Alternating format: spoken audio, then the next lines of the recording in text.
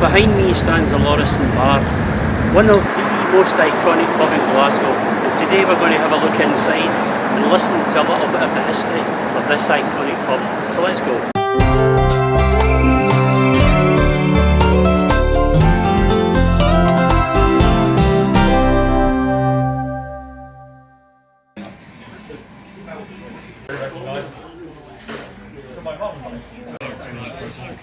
So mental that you kept saying. I'll get started then on the tour. So, as those of you who live in Glasgow are probably aware, the neighbourhood that the Laurieston Bar is situated within has changed a lot over the years.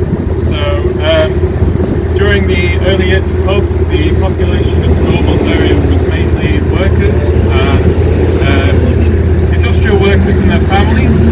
They lived in tenement housing that was mainly built in the 1840s. So if you see this picture here, this is a photograph, model it there, from 1948 of the kind of housing that most people were living in. And a lot of these tenements that were constructed during this time were very badly built, very badly maintained, but also very overcrowded. So you have whole families living in one room, and you have like one tap shared between multiple families. So it was slum conditions.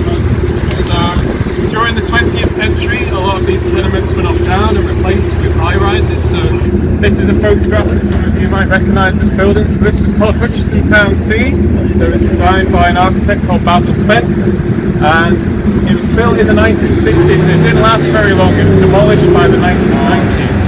And Basil Spence was a great architect, made some of the most amazing British buildings of the 20th century, but he also designed some that weren't as good. It was very inconsistent. Now, this building here, you've got to remember, when people first moved in, it was a big improvement compared to what they lived in beforehand, because they had proper like indoor bathrooms, modern kitchens and things like that, but it was so badly built that it became a big problem over time with maintenance issues and things.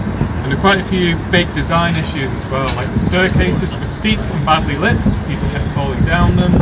People would hang their washing on the balconies here and it would just blow away because the wind was so strong, so your pants would end up in, like deep into Southside Glasgow.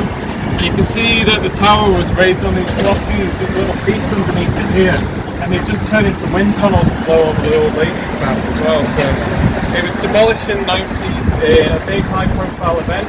You might have been there, I'm sure I remember it. Yeah, you were there, yeah. And since then, a lot of the new housing that's been built has been largely in the 2000s and 2010s, so you can kind of see in that direction. And a lot of it has been designed by Scottish practices like Pagan Park and Laurieston Hall. So a few of my pals have been involved in designing a few of them.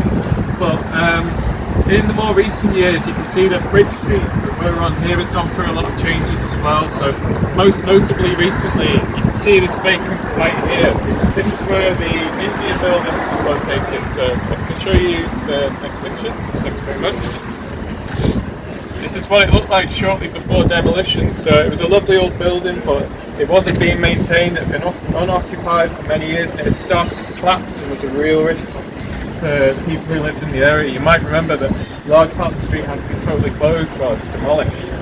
So unfortunately we've lost that building, but it's not all bad news. This building that we see behind us, this tenement block here, John Gilbert Architects recently refurbished it, repaired all the stonework, and it's been brought back into use as social housing, and it's been insulated as well, so it's fit for modern standards of modern living. In terms of the history of the pub, the story of the pub starts in 1836. This was when there was the first pub was built on this site, and it was built by Alexander Wiseman, who was a pub opener in quite a few pubs in Glasgow. And he actually lived in the area so he could keep an eye on his business empire. And it was later sold to Robert Graham and Sons, who owned quite a few pubs, but they mainly made their fortune through being bakers. They baked bread and biscuits and made millions doing that. It was later sold to the Alexander family in the 1930s. They owned it right the way through to the 1970s, and it was during that time it was refurbished into the pub that we see and know and love today. And then after that it was bought by John Clancy, who we'll find out a bit more about later on in the tour. So the pub itself, originally when it was first built, it had 2 stories. I don't know if any of you are old enough to remember that, but if you go through to the next picture, you can see here that it looked totally different on the ground floor, and that was the first floor just there. So it was the upper floor sold covers for things, waterproof covers. So you get a waterproof cover for your pianos, your suitcases, you name it, everything. And when the pub was redeveloped in the 1960s, we think that's when the upper floor was removed. The two doors that we see here are constructed from timber boards. That is the signage that you can see up here. The glazing that we see here is fixed panel glazing with mesh reinforced glass, and that's part of why you can tell it's original, because you don't really get mesh in modern glass anymore. And the reason for that, well, the reason it was there in the first place is because it's harder for people to break the windows if they're trying to break it in or through a bar stool through or whatever. But also the mesh, when the glass breaks, it makes it break into bigger pieces, which is more dangerous, which is why you don't really see it nowadays. They want it to break into smaller, safer pieces. But that's part of the original features. So the Laurieston became a listed building in 2010. It's Category C listed, which means it's of local importance, of local significance.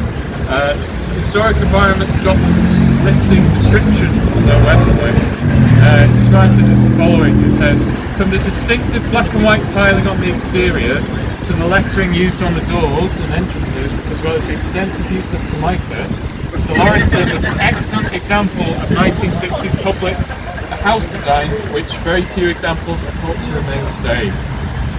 Now it's a pub with a lot of fans, both local people, famous people. I'll show you the next picture, thank you. Turn it sideways.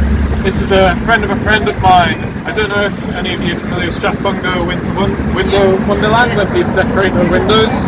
This is one where someone's decorated it to look like the Laurieston. And in terms of famous fans, Ian Rankin visited the pub last year, the famous writer, and he described it as a banger of a pub with more characters than a computer keyboard.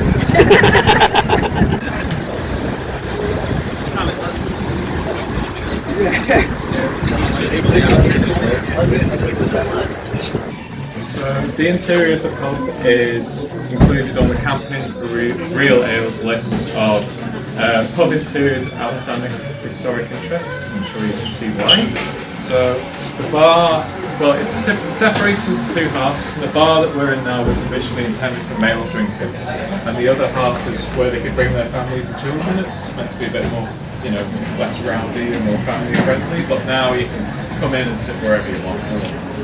And so John Clancy was originally a shop fitter by trade, and it was John Clancy that made a lot of the furniture that we can see around us here. So these tables that we can see here, the legs that we can see on them were actually recycled from other pubs in the Gorbals that were closing down. So he took their furniture and made it into new furniture. So he made the timber, cut the timber and put mica covers on it, which have lasted for decades and still look pretty good. The pub has the island bar that you can see here that stretches right through between both halves of the pub, so they can serve wherever's busiest and staff can just move around. It's thought that the original bar for the pub before it was done up in the 60s might still be under some of this furniture, but we don't know. It might just be a rumour, like no one's ever taken it apart to find out. It's also notable for its bench-style seating with the timber bands above, with all the brilliant photos and beer mats that you can see as well. But I'll go into that a bit later. But you'll notice that the glazing for this pub is kind of above head height, so when you start having a drink, the windows aren't next to you. And that tends to be, I don't know if it's the case here, but in pub design that's usually to give the drinkers a bit of privacy. So it basically... You see it. Exactly, yeah. So people can't be like, I saw your husband at the pub last night, yeah. So while he was working here, John Clancy also fixed up the tap for the Guinness. Now, anyone who's a Guinness drinker will know that it's best drank at room temperature and it's meant to be cooled. So the tap has been customised in here so it bypasses the filter, so it serves the Guinness at room temperature.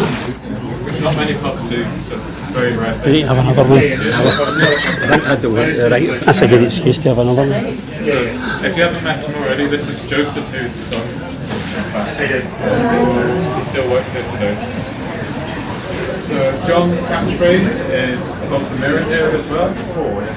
It is just a pub, but it's also so much more than that. So John owned quite a few different pubs in Glasgow, but this was the last one that he still had when he retired. And so this painting that we can see behind us up on the wall, two men in shirts, that's John Clancy and his brother just there. And that was painted by Danny Fitzpatrick Jr. And he also, the same artist painted the painting of a newborn that's down by the toilets that way as well. So Joseph has been legally working here since you're 18? Yeah, we'll see. But there's also, when you're having a look around after this, there's a photo of Joseph by, you can see the green book just over there when he was a kid polishing some glasses. So the bar's had a lot of notable visitors over the years. There's quite a few of the pictures here. So if you have a look here, you can see there's the cast of Still Game. And more recently, the cast of the TV show Succession were in here as well. So the scene that was filmed in here. It's a scene where they accidentally buy parts FC. I've not seen the episode, but that's what happened. There's also a picture of Saoirse Ronan and Jack Lowden. Does anyone know the band that's in the black and white painting? You can see up there. Yeah, well done. Stranglers. So, that's the artwork from their album, Black and White album, which has the hit Nice and Sleazy on it, which is, of course, in the Glasgow pub institution. Yeah. So that painting's by Danny Fitzpatrick Sr., who's the father of the other artist we were talking about earlier. He also painted the painting of Tibetan youth, you can just see it there on the left. And the painting of John Hurt, you can see above the Stranglers as well, was the actor, of course, who was in Alien and the Elephant Man. Also, we can see below the Stranglers just the doorway there to the smoking area. So, I'm sure plenty of you know that the smoking ban came in 2006, but you can legally smoke in that room because it's technically outside. So those of you, well, when the building had the upper floor, that was the staircase to get upstairs. So when you're in there, it's the old staircase. So we'll head through into the lounge next, so if you want to follow me this way.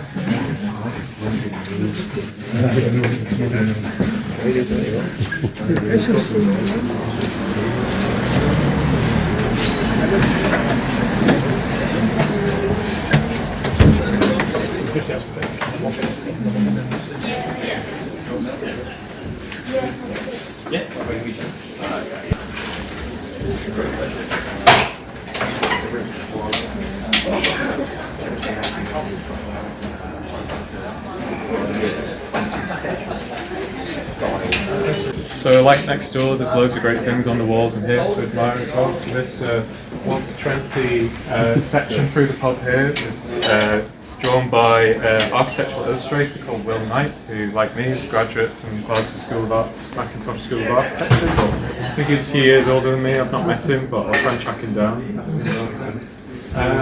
There's also behind, this young lady here, there's pictures on the walls of early invoices and receipts from the 1970s. So some of these are actually from Decimal Day in 1971 when money changed to pounds and pence and moved away from pound shillings and pence. So nice bit of history.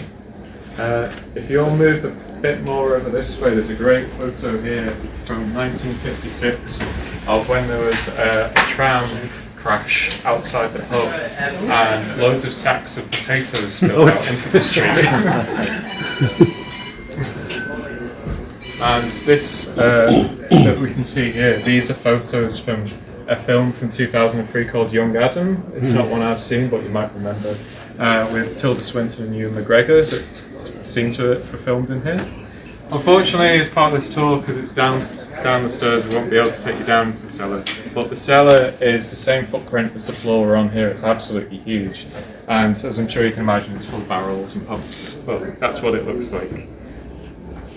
And I think that's everything. I think I'll just wrap up the tour there. But thank you all for coming. I hope you enjoyed it and learned a bit today. Thank you. Thank you. And like I said,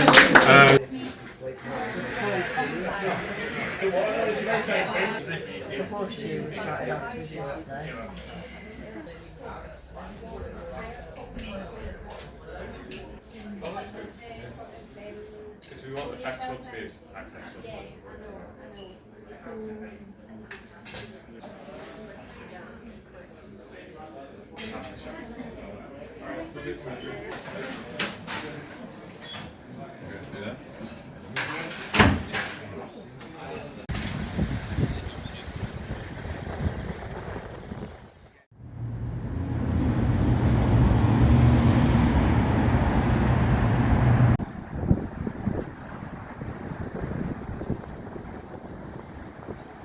It's funny, that's a part of Glasgow I don't normally come to. And it's literally right over the bridge. It's over the Jamaica Bridge. And then you're in this kind of, it's like an Asian community. There are lots of Asian, Indian places. Peshwari restaurant over there. It's a great place. It looks like, the smell of food is unbelievable. But that tour of that pub was just tremendous. And I highly recommend that anyone goes to that pub. And it has a wee look and tastes that magnificent Guinness. But remember, make sure you get it from the middle pub.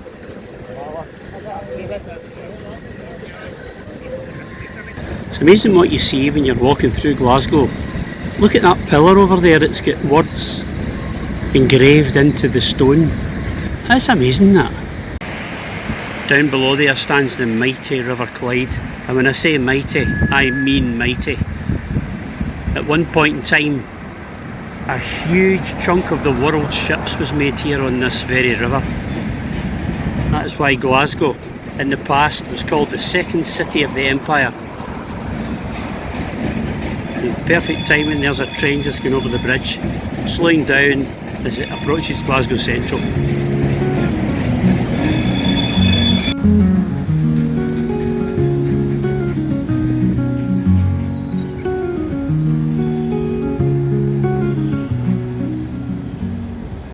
So I can see it better on this pillar.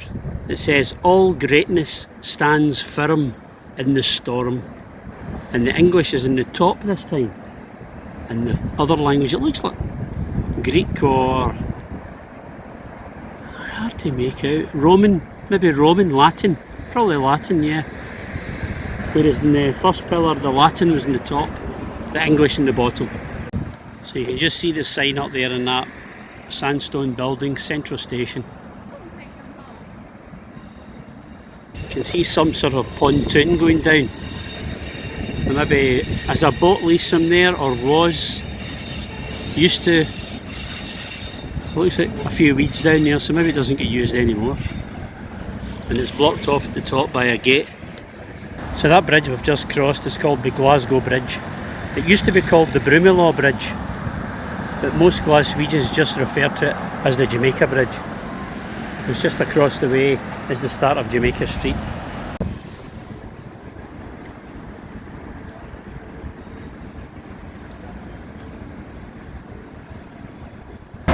That's another great pub over there, that is Wetherspoons, called the Crystal Palace.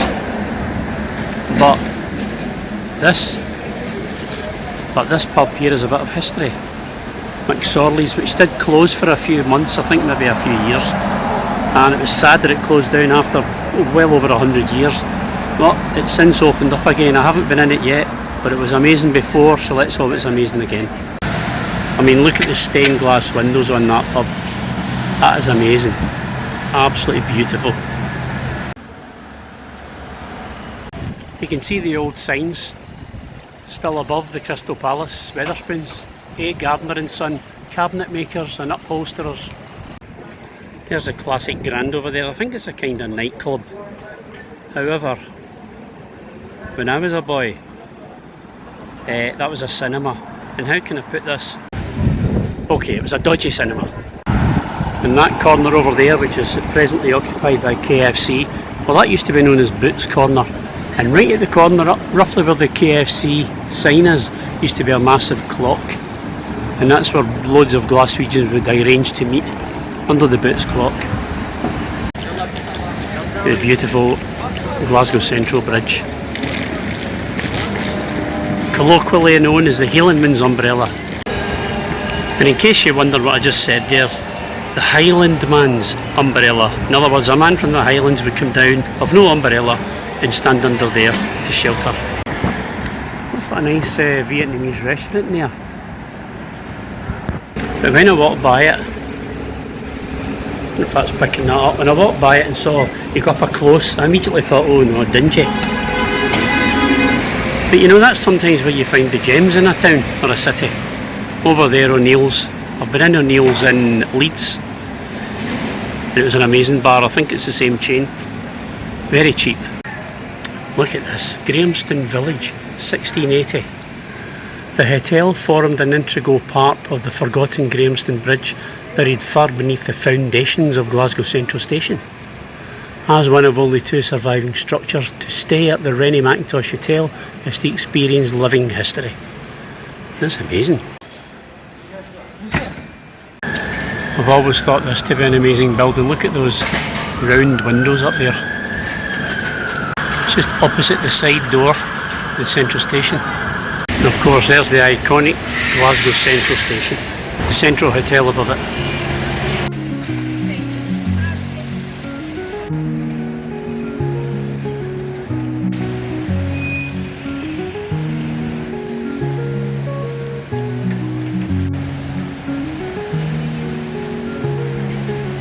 It's always amazing looking up in Glasgow.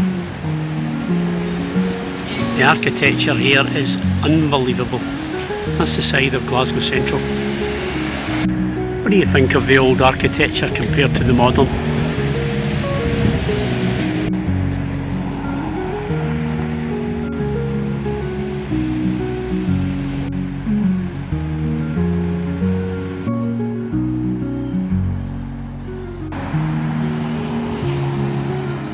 Lulu and Lola. Lulu Lola. Lulu Lola. Lulu Lola. Lulu Lola. There's another nice looking old pub over there, the Waterloo, on Wellington Street.